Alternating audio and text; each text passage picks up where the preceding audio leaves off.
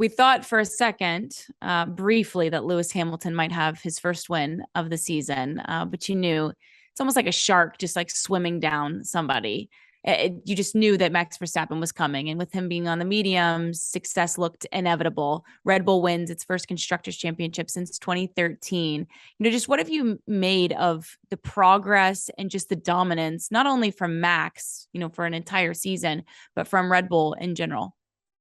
Yeah, it's very impressive, isn't it? And I think for anyone hoping for a competitive formula going into the future, we had these new set of regulations and they replaced a previous set where we had Mercedes and Red Bull right with each other. Well, at the moment, it looks like Red Bull know exactly what they're doing and they're making significant progress. And they have done certainly at the end of this year to close everything out, to close out the Drivers' Championship, the Constructors' Championship.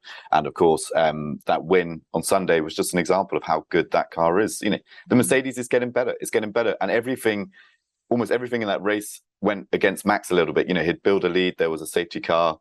He then made his final pit stop. It lasted 11 seconds because they had a problem with the front left wheel gun.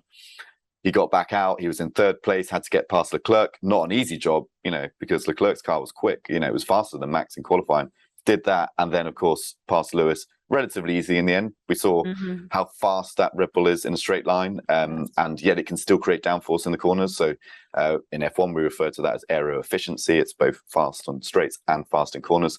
And that's what Mercedes is lacking. They're fast in corners, but they're not so fast on straights. And then Ferrari it's got similar efficiency, but it's just that little step below. So yeah, they've done a great job, and it's going to be a hard winter for their rivals to catch up because don't believe that Red Bull are going to stop developing. They're going to keep working all the way through the winter to make sure they come into next year with another big step again.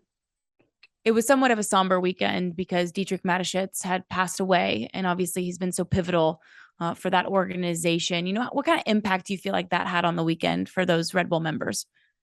I think it just made them absolutely determined to win. 100% they wanted to do it. It was the Constructors' Championship was a bit of a foregone conclusion, but very, very important for them to get that because they haven't won one of those since 2013 with Sebastian Vettel at the wheel back then. And that's a long time because the whole time we've had these turbo hybrid engines, the V6 turbos, which we talked about a lot when they first came in. Red Bull haven't won one of these championships, and Dietrich Mateschitz has invested heavily in that team. He's invested heavily in F1. Of course, he's got two teams, but also, it was his idea to go for the engine project for 2026. So, to see it all come together and for them to start dominating again, which of course is what Mateschitz wanted.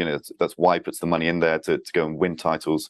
It seemed like a very fitting way to honor him. And it was interesting because often when somebody like that dies, you'll see teams go with black armbands as a sign of respect. Well, Red Bull decided they didn't want to do that. They mourn the death, but they really wanted to celebrate his life. And so one of the nice touches they had were all the senior team members, at least, but most of the team members wearing blue denim jeans, which is it was Matschitz's trademark look. So he's an Austrian and a kind of straight talking Austrian, shall we say, to keep the language clean. But he would always wear just his blue jeans and his flannel shirt.